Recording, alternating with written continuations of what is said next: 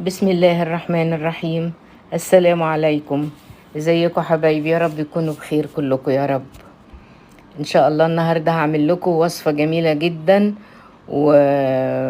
وبمكونات بسيطة موجودة عندنا في البيت كلنا، لكن طعمها في منتهى الجمال للفطار كده او للعشاء.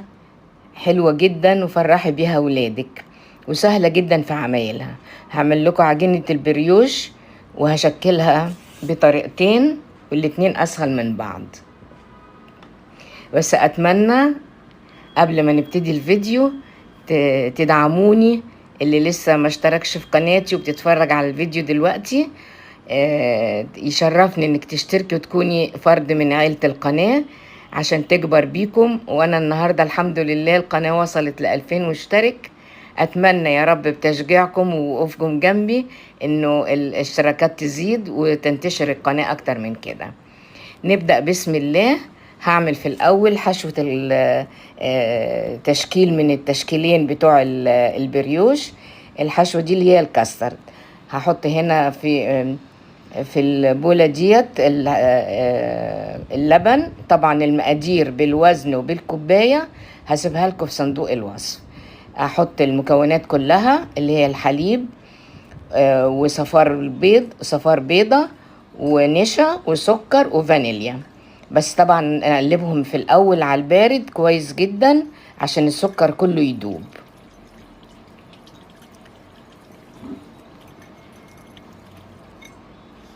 هحطها على النار بعد كده على البوتاجاز على نار هادية وابتدي اقلب.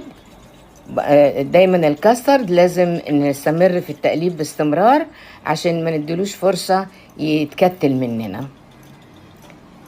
هنا خلاص اتشكل عطاني السمك اللي انا عاوزاه. بطفي النار وابتدي بقى اصبه في طبق كده صغير عشان يبرد، واغطيه طبعا بالاسترتش.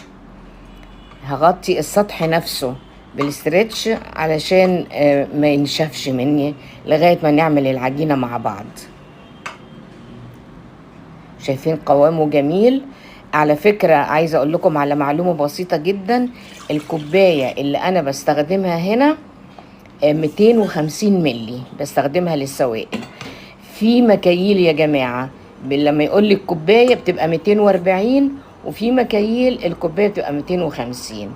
فالحاجات ديت بالذات المعجنات والحاجات الحلوة دي لازم اتأكد المكيال بتاعي الكوباية 250 ولا 240 علشان ما